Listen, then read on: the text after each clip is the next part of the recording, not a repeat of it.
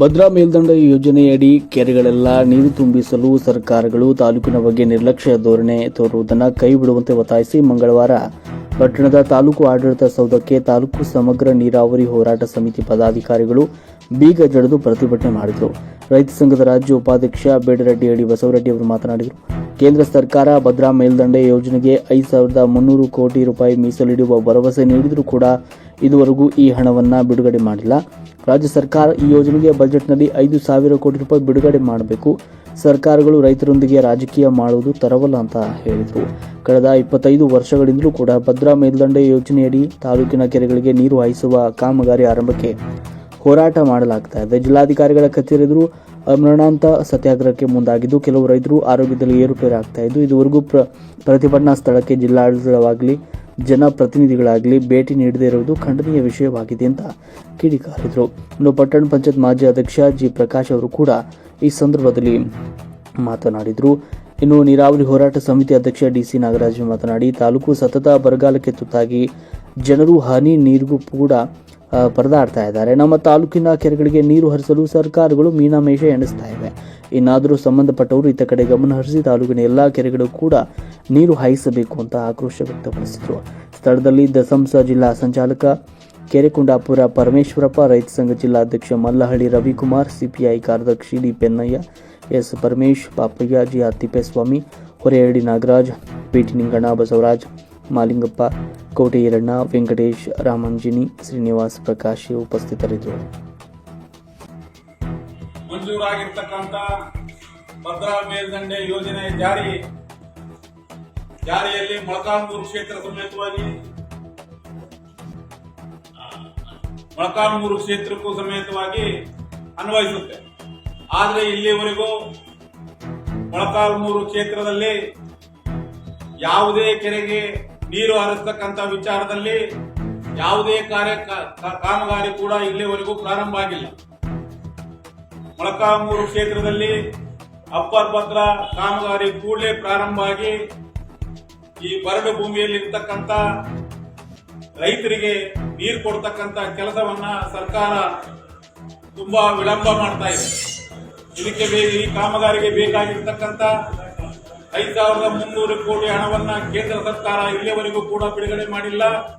ಮತ್ತೆ ರಾಜ್ಯ ಸರ್ಕಾರದ ಪಾಲನ್ನು ಕೂಡ ಬಿಡುಗಡೆ ಮಾಡದೆ ವಿಶೇಷವಾಗಿ ಚಿತ್ರದುರ್ಗ ಜಿಲ್ಲೆಯಲ್ಲಿ ಮೊಳಕಾಲ್ಮೂರು ತಾಲೂಕು ಕಚೇರಿ ವಾಲಂಟರಿ ಆಗಿ ಅವರೇ ಬಹಳ ದಿವಸದಿಂದ ಬೀಗ ಹಾಕಿದ್ದಾರೆ. ನಾವು ಸುಮ್ಮನೆ ಇವತ್ತು ಆಗ್ತಾ ಇದೀವಿ ಅಷ್ಟೇ, ಇದರಲ್ಲಿ ವಿಶೇಷ ಏನಿಲ್ಲ. ಹಾಗೆ ಆದ್ರಿಂದ ಮುಂದಿನ ದಿನಗಳಲ್ಲಿ ಅವರು ಹಾಕಿರ್ತಕ್ಕಂಥ ಬೀಗವನ್ನ ತೆರವುಗೊಳಿಸ್ತಕ್ಕಂಥ ಕಾರ್ಯವನ್ನ ಇಲ್ಲಿರ್ತಕ್ಕಂಥ ಮೊಳಕಾಲ್ಮೂರು ಕ್ಷೇತ್ರದ ಸಮಗ್ರ ರೈತರು ಮಾಡ್ತಾರೆ ಅಂತಕ್ಕಂಥ ಎಚ್ಚರಿಕೆಯನ್ನ ನಾವು ಈ ತಾಲೂಕು ಕಚೇರಿ ಸಿಬ್ಬಂದಿಗೆ ಮತ್ತು ಇಲ್ಲಿನ ಆಡಳಿತಾಧಿಕಾರಿಗಳಿಗೆ ಕೊಡೋದರ ಮುಖಾಂತರವಾಗಿ ಮೊಳಕಾಲ್ಮೂರು ಕ್ಷೇತ್ರದ ನೀರಾವರಿ ಹೋರಾಟ ಇದು ಬಹಳ ಬೃಹತ್ತಾಕಾರವಾಗಿ ಬೆಳೀತೈತೆ. ಮುಂದಿನ ದಿನಗಳಲ್ಲಿ ಮೊಳಕಾಲ್ಮೂರು ಕ್ಷೇತ್ರದ ಎಲ್ಲಾ ರೈತರು, ಭೂಮಿ ಇರ್ತಕ್ಕಂಥ ಪ್ರತಿ ರೈತರು ಕೂಡ ಈ ಸಂಘಟನೆಗೆ ಬೆಂಬಲ ಕೊಟ್ಟು ಬೀದಿಗಿಳಿದು ಹೋರಾಟ ಮಾಡತಕ್ಕಂಥ ದಿನಗಳು ದೂರ ಇಲ್ಲ ಅಂತಕ್ಕಂಥ ಮಾತನ್ನ ಈ ಸಂದರ್ಭದಲ್ಲಿ ಹೇಳ್ತಾ, ರಾಜ್ಯ ಸರ್ಕಾರ ಮತ್ತು ಕೇಂದ್ರ ಸರ್ಕಾರ ಕೂಡಲೇ ಅಪ್ಪರ್ ಭದ್ರಾ ಯೋಜನೆ ಕಾಮಗಾರಿಗೆ ನಿಗದಿಯಾಗಿರ್ತಕ್ಕಂಥ ಹಣವನ್ನ ಕೂಡಲೇ ಬಿಡುಗಡೆ ಮಾಡಿ ಈ ಚಿತ್ರದುರ್ಗ ಜಿಲ್ಲೆಯ ಒಂದು ನೀರಾವರಿ ಸೌಲಭ್ಯಕ್ಕೆ ಒಂದು ಎಡೆ ಮಾಡಿಕೊಡ್ಬೇಕು ಅಂತಕ್ಕಂಥ ಮಾತನ್ನ ಈ ಸಂದರ್ಭದಲ್ಲಿ ಆಗ್ರಹಿಸ್ತಾ ನನ್ನ 2 ಮಾತನ್ನು ಮುಗಿಸ್ತೇನೆ. ಹೋರಾಟ ಸಮಿತಿ ಮಾಡ್ತಾ ಬರ್ತಾ ಇದೆ. ಇವತ್ತು ಅದರ ಭಾಗವಾಗಿ ಈ ಕಾಮಗಾರಿ ಕೂಡಲೇ ಪ್ರಾರಂಭ ಆಗಬೇಕು, ರೈತರ ಬದುಕು ಹಸನಾಗಬೇಕು, ಹಿಂದುಳಿದ ಮೊಳಕಾಲ್ಮೂರು ಕ್ಷೇತ್ರದ ರೈತರಿಗೆ ನೀರು ಬೇಕೇ ಬೇಕು ಅಂತಕ್ಕಂಥ ಒಂದು ವಿಚಾರದ ಹಿನ್ನೆಲೆಯಲ್ಲಿ ಒಂದು ಹೋರಾಟದ ಭಾಗವಾಗಿ ಇವತ್ತು ತಾಲೂಕು ಕಚೇರಿಗೆ ಬೀಗ ಹಾಕೋದ್ರ ಮುಖಾಂತರವಾಗಿ ನಾವೊಂದು ಪ್ರತಿಭಟನೆಯನ್ನ ಕೈಗೊಂಡಿದ್ದೀವಿ. ನನ್ನ ವೈಯಕ್ತಿಕ ವಿಚಾರ ಹೇಳೋದೇನೆಂದ್ರೆ, ಸುಮಾರು ದಿನಗಳಿಂದ ಆಲ್ರೆಡಿ ಮೊಳಕಾಲ್ಮೂರು ತಾಲೂಕು ಆಫೀಸ್ನ ಇಲ್ಲಿರ್ತಕ್ಕಂಥವೇ ಬಾಲ್ ಹಾಕಿಬಿಟ್ಟದಾಗ್ಲೇ, ಆದ್ರೆ ನಮ್ದೊಂದು ಬೀಗ ಇರಲಿ ಅಂತ ಹಾಕಿದೀವಿ ಅಷ್ಟೇ. ಬಜೆಟ್ ನಲ್ಲಿ 6ನೇ ತಾರೀಕು ಮಂಡನೆ ಮಾಡತಕ್ಕಂಥ ರಾಜ್ಯ ಸರ್ಕಾರದ ಬಜೆಟ್ ನಲ್ಲಿ 5,000 ಕೋಟಿಯನ್ನ ಭದ್ರಾ ಮೇಲ್ದಂಡೆ ಯೋಜನೆಗೆ ಮೀಸಲಿಡಬೇಕು ಅಂತ ಒತ್ತಾಯ ಮಾಡ್ತಾ, ಏನು ಕೇಂದ್ರ ಸರ್ಕಾರ ಈ ಕಳೆದ 3 ವರ್ಷಗಳ ಹಿಂದೆ ಚುನಾವಣಾ ಪ್ರಚಾರದಲ್ಲಿ ಮೋದಿ ಅವರು ಏನ್ ಘೋಷಣೆ ಮಾಡಿದ್ರು, 5,300 ಕೋಟಿಯನ್ನ ನಾನು ಭದ್ರಾ ಮೇಲ್ದಂಡೆ ಯೋಜನೆ ಕೊಡ್ತೀನಿ, ಈ ಯೋಜನೆಯನ್ನ ರಾಷ್ಟ್ರೀಯ ಯೋಜನೆಯನ್ನ ಘೋಷಣೆ ಮಾಡ್ತೀವಿ ಅಂತ ಹೇಳಿದ್ರು. ಆದ್ರೆ ಒಂದು ಬಿಡಿಗಾಸು ಕೂಡ ಕೊಟ್ಟಿಲ್ಲ.